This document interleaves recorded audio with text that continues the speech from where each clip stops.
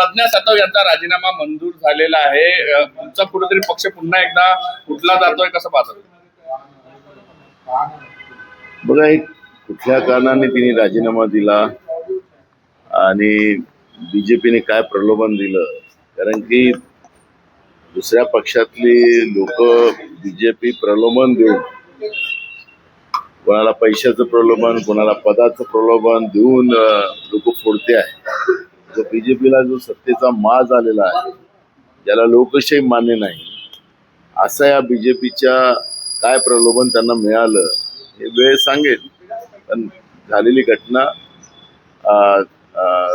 हे चुकीची आहे. एवढंच मी त्या ठिकाणी म्हणेन. काँग्रेस पक्ष आपल्या नेत्यांना सांभाळू शकत नाही, पक्ष फुटतायत असं म्हणतायत भाजपचे नेते.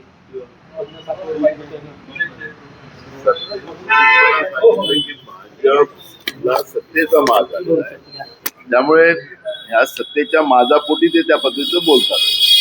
राजीनामा झाला दिला इथपर्यंत टोकाचं का गेलं, काही संपर्क म्हणजे ज्यांचं एवढं वर्ष मुद्दाहून तुम्हाला सांगितलं की काय प्रलोभन दिलं, कारण की प्रलोभन देऊन ज्या पद्धतीनं भाजप दुसऱ्या पक्षांना फुटते आहे, तर ते नेमकं प्रलोभन काय होतं ते आपल्याला, मला नेमकं माहिती कळेलच, यावर आम्ही प्रतिक्रिया देऊ. आणखी एक आमदार विधान परिषदेचा भाजपच्या संपर्कात असल्याची माहिती आहे. मी तुम्हाला सांगितलं की सत्तेचा माज आणि सत्तेतून पैसा आणि पैसेतून या पद्धतीचं खरेदी हा बीजेपीनं एक नवीन आयाम महाराष्ट्रामध्ये सुरू केलेला आहे.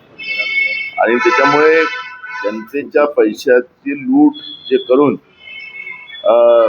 आमदार विकत घेणं हा अमित शहापासून चाललेला जो रेन आहे ती आज महाराष्ट्रामध्ये चाललेली आहे. त्यामुळे काय प्रलोभन दिलं गेलेलं आहे नेमकं ते मी तुम्हाला, मला कळाल्यानंतर मी तुम्हाला त्या पद्धतीची प्रतिक्रिया देऊ. आणि मला असं वाटतं की याच्यावर आता मी काही जास्त प्रतिक्रिया देऊ असं मला आत्मचिंतन विचारधारा सुटत आहे, काँग्रेसची विचारधारा सोडून चाललेली आहे का, लोक विचारधारा सोडून चालली आहे का, काय वाटतं? तुम्हाला सांगितलं काँग्रेस विचारधारा कधीच संपू शकत नाही. आणि नरेंद्र मोदींनी पण काँग्रेसमुक्त भारत करायचं प्रण त्या काळात घेतलं, पण शेवटी त्यांनी काँग्रेसयुक्त भाजप निर्माण केलेला आहे. त्याच्यामुळे काँग्रेस कधी नाही, उद्या आम्ही सत्तेत आलो तर भाजप पूर्ण खाली होईल. हे दऱ्या उचलणारे जे परंपरागत बीजेपीचे लोक आहेत ते दऱ्याच उचलत राहतील अशी परिस्थिती आहे. भाजपमध्ये सुद्धा मोठा उद्रेक आहे कार्यकर्त्यांना. मग प्रदेशाध्यक्षांचं अपयश असं मानत नाही का तुम्ही? आपला पक्ष बांधून ठेवू शकत नाही, ते आमदार सोडून चालले, त्यांच्या कार्यपद्धतीवरही प्रश्नचिन्ह उपस्थित केलं जात आहे.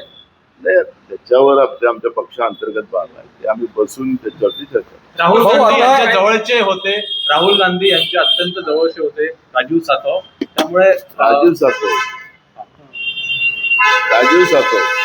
हो, आता प्रज्ञा सातवच्या राजीनाम्यानंतर तुमचं विधान परिषदेमध्ये जे संख्याबळ आहे ते कमी होईल आणि त्यामुळे आता काँग्रेसला जे विरोधी पक्षनेता पद हवं होतं त्याच्यावर आता या राजीनाम्याचा परिणाम होईल. खरं तर यांना विरोधी पक्ष नेतेपद द्यायचंच नव्हतं. आणि ज्यांना लोकशाहीच मान्य नाही, त्या भाजपला, त्यांना संविधानच मान्य नाही, या अधिवेशनामध्ये बिना विरोधी पक्ष नेत्यांनी हे अधिवेशन चाललं.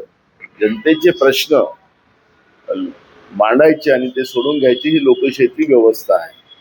काँग्रेसनी अनेकदा ज्या ठिकाणी त्यांचे 2 खासदारही नव्हते ते 2 खासदार आणून देऊन त्यांना विरोधी पक्ष दिलं गेलं होतं इंदिराजींच्या काळामध्ये. हाही इतिहास काही लपलेला नाही. लोकशाही मध्ये 2 चाकं जी असतात, एक सत्तेची आणि एक विरोधाची, ती जी काही भूमिका आहे, जी काही परंपरा आहे ती भाजपने मोडकीच काढलेली आहे. त्यामुळे संख्याबळ हा विषय नसतो. त्याच्यामध्ये 2 आमदारांनाही सुद्धा काँग्रेसने विरोधी पक्ष पद दिलेलं होतं.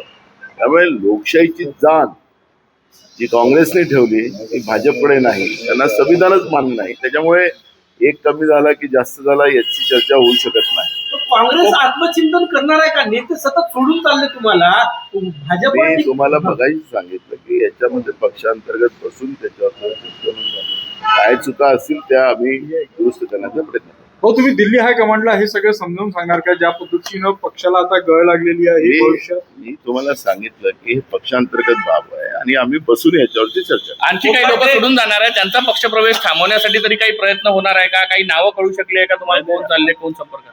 आम्ही सगळ्यांच्या संपर्कात आहोत आणि असं कोणी पक्ष सोडून जात नाही. कोकाटे यांनी काही कंत्राटदारांना खुश करण्यासाठी जे आहे ते मोठा भ्रष्टाचार केला जाण्याची जी चर्चा आहे सिडकोमध्ये काही कंत्राटदारांना खुश करण्यासाठी नियमाची मोडतोड करून जे आहे ते देखील भ्रष्टाचार केला जातो. तुम्हाला महाराष्ट्रातलं असं एक डिपार्टमेंट नाही, एक सिंगल डिपार्टमेंट नाही त्याच्यामध्ये. आता आपण पाहिलं असेल की परवा सरकारने 280 कोटी रुपये गोरक्षण करणाऱ्या संस्थांना त्यांनी देण्यासाठी काढून ठेवले.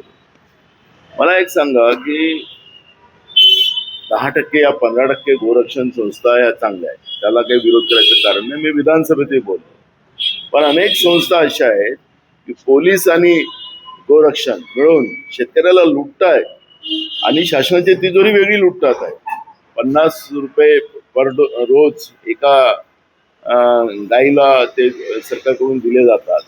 म्हणजे हे गोरक्षण संस्था यांच्या तथागत कथित जे काही संस्था आहेत भाजपच्या, त्यांना हे जनतेचे पैसे लुटून देतात आहेत. त्यामुळे असं एक डिपार्टमेंट नाही, मी उदाहरण दिलं की नुसतं सिडकोच नाही, एक डिपार्टमेंट नाही की या महाराष्ट्रामध्ये जनतेचे पैसे लुटून महायुतीचे लोक कसं आपले लोकांचे बोके भरतात आहेत आणि राज्याचा भकास कसा करतात हे आपण पाहिलंच आहे. मंगेश कुडाळकर जे शिंदे सेनेचे आमदार आहेत त्यांच्यावर सार्वजनिक निधीचा गैरवापर केल्याप्रकरणी गुन्हा दाखल करण्याचे आदेश दिलेले आहेत. अनेक आहेत ना, मी तुम्हाला नुसतं संजय कुडाळकर नाही, या सरकारमध्ये भाजपचे आमदार असतील, भाजपचे मंत्री असतील, सेनेचे मंत्री असतील, सेनेचे आमदार असतील, अजित पवारांचे आमदार मंत्री असतील, अनेक लोकांनी सत्तेचा दुरुपयोग केलेला आहे, आपल्या पदाचा दुरुपयोग केला. आमदार निधीमध्ये मोठ्या प्रमाणात गडबड केलेली आहे, काम न करता पैसे घेतलेले आहेत, हे अनेक आहेत. आणि त्याचं एक आम्ही तर मागणी करणार आहोत की एक सार्वजनिक चौकशी या सगळ्यांची केली गेली पाहिजे आणि अधिकारी सुद्धा त्यांना कुठल्या दबावाच्या खाली आणून या पद्धतीनं आमदार निधीची अफरातफर करण्याचं पाप या माहितीच्या सगळ्या व्यवस्थेने केलेलं आहे ते आपल्याला पाहायला मिळतं. एक मंत्री जे आहे कोकाटे त्यांच्याबद्दल जो न्याय झाला, एक काँग्रेसमधून असा सूर आहे राहुल गांधी सुनील केदार यांना जो न्याय लावला तो कोकाटेंना काही लावलेला नाहीये. काँग्रेसची भूमिका काय आहे सगळ्या कोकाटे प्रकरणावर? बघा, एकदम क्लिअर आहे की राहुल गांधी आणि सुनील केदार यांना चुकीच्या प्रकरणात अडवण्याचा प्रयत्न केला, त्यांचं सदस्यत्व रद्द करण्यात आलं. पण कोकाटे रमी सापडलेला आहे. त्यांनी पदाचा दुरुपयोग करून घरकुल म्हणजे ताब्यात घेतलेले होते. हे सांगायचं तात्पर्य असं की हे सगळे रेकॉर्ड असताना सुद्धा या सरकारने त्यांना कृषी मंत्री पद काढून त्यांना क्रीडा मंत्री केलं, त्यांची आमदारकी कायम ठेवली. आणि हे सरकार द्वेषाने राजकारण करत आहे, कायद्याने नाही. धनंजय मुंडेंची मंत्रीपदी वर्णी लागण्याची शक्यता आहे. धनंजय कोकाटेच्या राजीनाम्यानंतर त्याच्यावर आम्हाला चर्चा करायचं नाही. सरकारमध्ये मी सुरुवातीला सांगितलं की 70% दागी मंत्री या फडणवीस सरकारमध्ये आहे. त्यामुळे याची वर्णी लागेल की त्याची वर्णी लागेल त्याच्यावरती चर्चा करायचं काही आमचं कारण नाही. पण धनंजय मुंडेंनी काल अमित शहाची भेट घेतली. सुनील तटकरेंच्या माध्यमातून कुठेतरी राष्ट्रवादीमध्ये पण अजित पवार आणि तटकरे असे 2 गट झाल्याचं दिसतं आहे ना. अजित पवारांच्या पक्षामध्ये इव्हन भाजपमध्ये महाराष्ट्रात इथे 2 गट आहेत. फडणवीसाच्या मागे सुद्धा भाजपचेच लोक फटाके लावताना आपण अनेकदा पाहतो आहे. त्यामुळे एकनाथ शिंदेचे काही लोक फोडायचं बीजेपी प्रयत्न करतायत. त्यामुळे आलबेल माहितीत नाही आहे हे तर सगळ्यांनाच माहिती आहे. अंबादास दानवे यांनी आरोप केलेला आहे की औरंगाबादचं बिस्ट हॉटेल, ज्या हॉटेलच्या फायली ज्या अधिकाऱ्यांना फिरवल्या आता तेच त्या प्रकरणाची चौकशी करतात. आहेच ना. म्हणजे पार्थ पवारच्या प्रकरणामध्ये आपण पाहिलं असेल की प्रकरण दाबण्यासाठी त्यांनी अधिकाऱ्यांचा कसा वापर केला, कसं त्याला त्याच्यातून बाहेर काढण्यात आलं. आणि एकनाथ शिंदेच्याही प्रकरणामध्ये तसंच आहे. त्याच्यामुळे या सरकारमध्ये चोर चोर मसरे भाई असं चित्र आपल्याला पाहायला मिळतं. माळा आणि सिडकोच्या माध्यमातून आमदारांनी खासदारांना स्वस्तामध्ये खरंच घेणं गरजेचं आहे का, असं पूर आता सर्वसामान्य बघा, सरकारची पॉलिसी आहे सरकारने पॉलिसी बदलावी असं जनतेचं मत असेल तर जनतेच्या विचारांनी सरकार चालावं. थँक्यू. हो, हो, हो, हो, हो, हो. हो, हो.